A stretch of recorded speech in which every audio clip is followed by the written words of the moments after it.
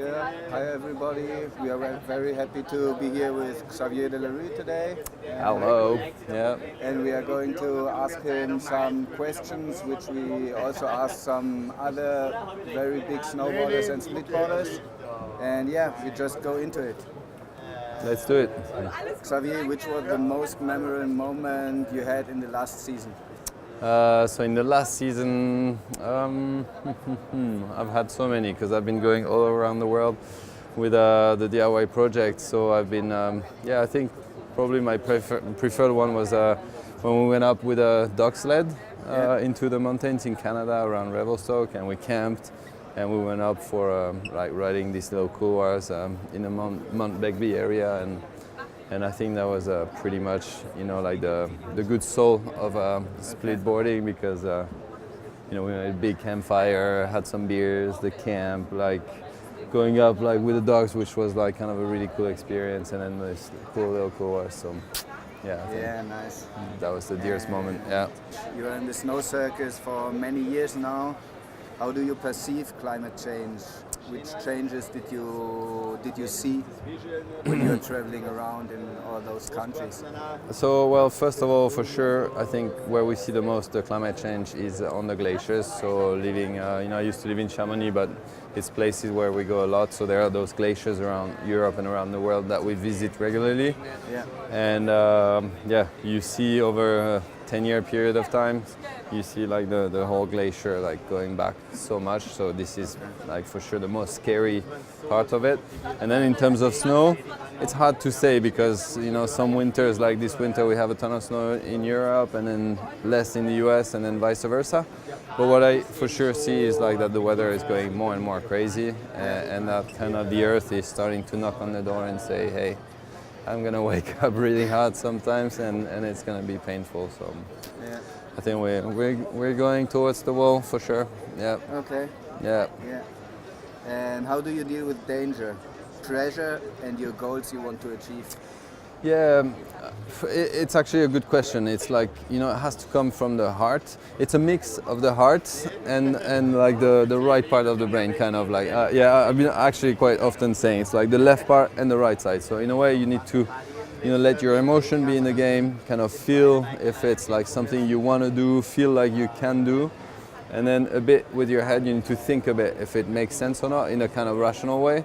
And you kind of need to mix the two together and kind of not think too much and block your feelings, and at the same time not just get like happy feelings and forget about kind of the basic rules. Okay. So I think it's a very fine line, and I'm sure it's a very personal approach that everyone can find, but it's along those lines I think that you need to work. Yeah. Okay, so you work with a certain safety pattern for yourself, or you combine? Yeah, basically. Like personally, especially, it's like the way I deal with the risk is something that I kind of developed over the years, and especially after my big avalanche in 2008. Yeah. And after that, I know that I've been kind of trying to cultivate the fear, kind of to force myself to be pessimistic, and take that as the price to pay for being out there in the mountain every day and being safe. Because I have the feeling that by being a bit pessimistic and like trying to see the risk everywhere, you are focused and you see what can, you can anticipate a bit the dangers because you're really focused on everything. And if you're just like, oh, this is the best day of my life, it's powder, it's sunny and stuff, sometimes you just don't see things because it's like, you're just too happy like firing the guns. Okay. So once again, it's a personal approach. It's not necessarily the nicest feeling sometimes, because you're kind of, hey guys, like let's be careful and stuff, but in the long term, I think that's the way you have to go, I believe. Yeah, it saves your life. Yeah.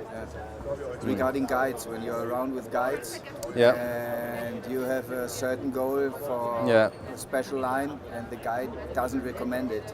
Yeah. I mean, you many times do things which guides normally cannot recommend. Yeah. It's always a very strange relationship with guides, and which actually changes from one country to the other. Yeah. And my experience over time is that they give you their opinion, which is great.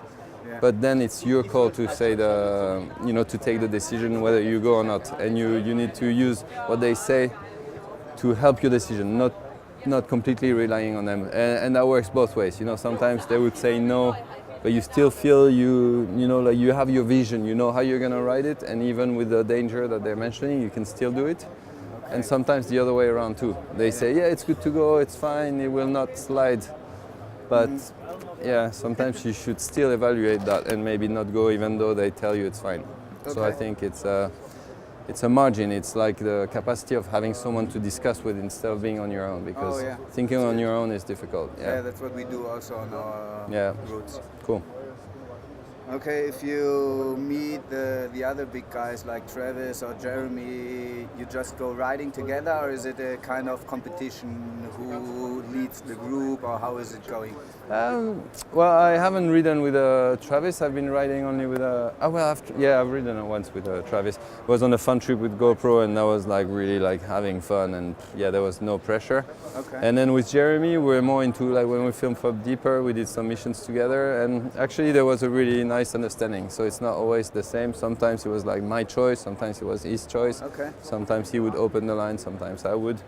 And I think we have very similar visions with Jeremy, and I've learned a lot from him, and also I've taken him into more alpine stuff and things, so we've kind of crossed knowledges and stuff, and I think that it was always really a big pleasure to be with him. Yeah, sure. Yeah. Okay, and now I have like 10 questions you answer spontaneously. Okay. Heli or splitboard? Splitboard, yeah. Beer or wine? Beer. Summer or winter? Summer. Barrel. Lift lines or touring? Both. Okay. 5-star hotel or a hut in the mountains?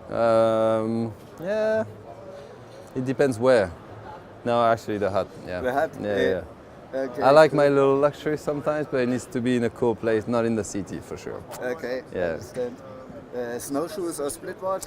Oh, splitboard for sure, yeah. Riding your backyard or new challenging lines? My backyard, yeah. That's what I miss, yeah. Yeah, nice. Yeah. Amazing woman or a big day in Alaska? Oh God. You're married. Well, I've got an amazing woman at home, so I'll take the day in Alaska. Okay. But it's funny, I quite often. Yeah, exactly, and that's what I do with her. Yeah. She's my best buddy, and at the same time my best sex partner, and only actually. But yeah, perfect. What are your plans for the upcoming season? So this season I'm doing kind of a new challenge. So I'm doing a tutorial series. It's called How to XV. So you can find it on YouTube, and it's basically, you know, instead of just being like, okay, I'm doing this trip there and stuff, which is kind of the thing I've been doing for the last 15-20 years. Okay. I've been thinking kind of like a series where I could give back and kind of share my experience and kind of try to teach what I've been learning throughout the years. So yeah, it's gonna be a series teaching you, like last episode was about how to drop a cliff, next one will be how to straight line, and then next one will be how to split board, how to scope a line.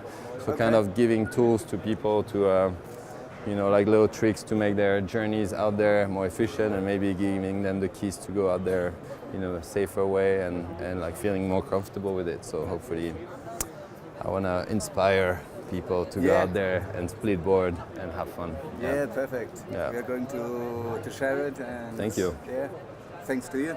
Thank you. Thanks. Long life to split boarding.